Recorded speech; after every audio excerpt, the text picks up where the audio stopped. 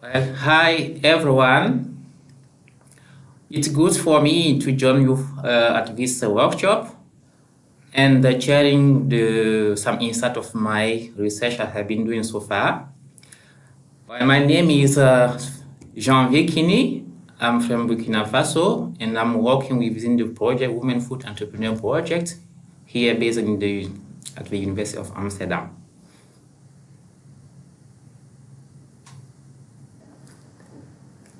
Burkina Faso in color on the map is located at the earth of West Africa, and it is characterized by 30% of people who are food insecure and 60% of poor people who are insecure from the informal settlements. My research looks into three groups of vegetable producers pre-existing in the city as shown on the map. The group of Tanqui Amifop, which exists since 2001 and accounting 30 women only. The group of Tanguin, named Belem created in 1982 with 100 members, among who 25 are men and 75 women. And the last one, Kosodo La Saisonnière, created in 2007 with 30 members only. And each group has its way of selling food. The main is producing and selling food, so from the farm to the plates of the consumer, and we call this one value chain. Basically, my research is focusing on empowering women food entrepreneurs through inclusive business models in the urban food chains and the case study of Ouagadougou. I didn't tell you about my topic before, but why empowering women food entrepreneurs through those kinds of business models? The reason is more than 700 million women in the world are working in the informal sectors, and 19% of the women are coming from sub-Saharan Africa, basically in the food sector. In addition to that, women are poor, they are living in poor conditions because they lack opportunities due to gender. So my aim in this research is to understand the best way of conceptualizing the journey of food from the farm to the plate, which resolves gender barrier and not exclusive of the poor. I also want to understand how these activities interact with their capabilities.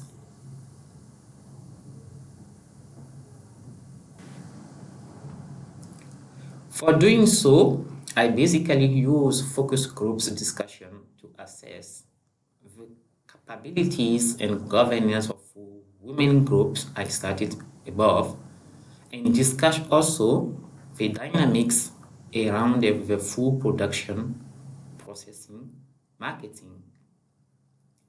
I also did a survey by weekly go to the site of production, wait for clients to buy their vegetable and interview them.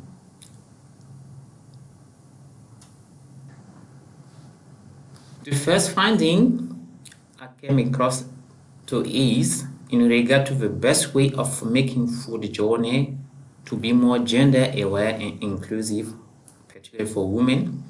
A conceptualized as follows. It must be in line with the scope we have shown on the figure above, and it does not focus only on profit. That means high benefit we gain from our activities. So not profit maximization, which are exclusive of the poor and not gender aware. It is not also gender sensitive only because it can exclude poor women from the chain. It needs to be human central, as all the stakeholders involved in the value chain are considered to be complementary instead of being competitive or competitor. Like a human body with the organs inside which are autonomous, but they are complementary because they need to work to interlink together to make the body alive, living, and also grow.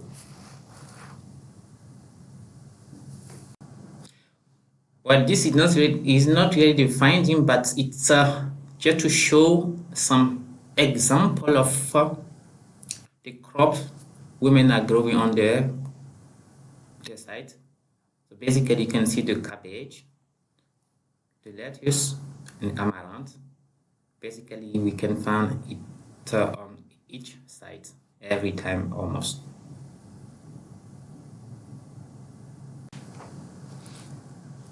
The second finding is related to the group capacity collective one, which is related also to the production and market.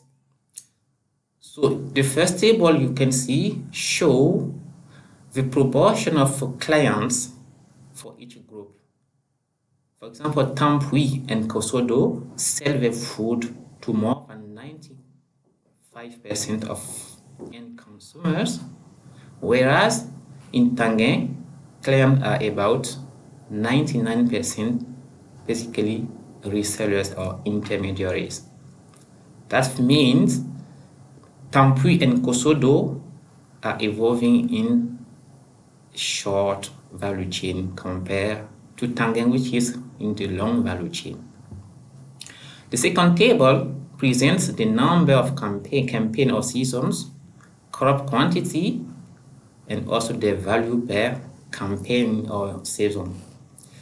So in Kosodo, they produce, for example, it's a case of lettuce I just took here, the case of lettuce. 4 times they produce lettuce in the year. In Tangier, 12. I mean, every month you can find some lettuce there, and 4 times in Tampui. The quantity of the produced lettuce per campaign, you can see 7 tons in Kosodo, 6 in Tampui, and 120 in Tangier. And the value you can see it varies, 3,000 euros around for Kosodo and Tangier, and 22,000, almost 23,000 euros per campaign at Tangier. We also noticed that the governance in terms of power relationship between women and men or between women in themselves, has an important influence on the behavior of women. For example, the collective selling system in Kosodo is very beneficial for all women, and there is no competition between them.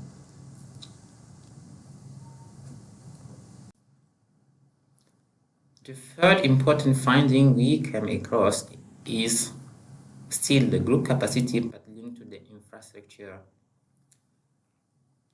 We found that infrastructure play an important role in creating new business opportunities for both women and men. For example, in Tangier, they don't have infrastructure here in terms of buildings where they can meet each other or where they can receive, for example, foreigners. And this limited the access to new business opportunities because, for example, in Tampui, because they had those kind of building, they can drive a food, and this create a new market because they can participate to fair markets, to exposition where people come to see what they have been doing. So it's kind of a new opportunity that it creates for them. It also came out that insufficient water supply system leads to water shortages, which reduce also the gain from the businesses and contribute to create a competitive environment between or among women in the same group. Also, the lack of funding to support this long-term investment is impacting negatively on their activities. They don't have access to credit.